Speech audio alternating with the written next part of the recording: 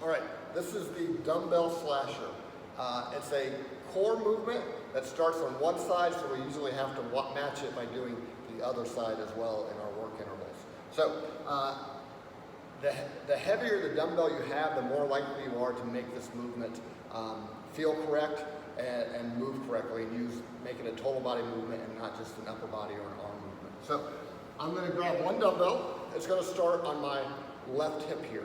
My right hand then is going to be overlapping my left hand. So my right hand is on top of my left hand here towards the top head of this dumbbell. So starting at my left hip, I'm going to get a slight bend in the knees, so I'm in an athletic stance here, and I'm going to drive this dumbbell up to my shoulder, my right shoulder, and then drive it down. So I'm using my whole body to get this thing moving, both back and down. So I'm feeling it in my core and not in my biceps when I do this. And that's where you need the weight to make sure you're using your whole body to move this. Also notice that I am not moving and rotating with the dumbbell.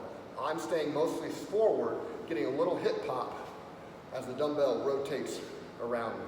To make sure I'm getting a full range of motion, one head of the dumbbell is facing forward when it's at my hip, and then when I drive up to my shoulder, the other head is facing forward here. And then when I go to the other side, it's on my right hip.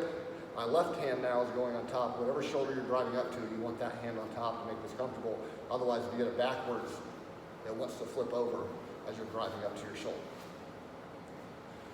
Check out, make sure people are actually using their hips. They got a slight bend in the knees, they're not locked out, because if they do that, they're most likely just pulling up with their biceps. And if you see them doing that, make sure they get that athletic stance. And if they look like they're good, then go ahead and encourage them to add some weight usually, so that they start using their whole body and not just their biceps to drive that dumbbell up.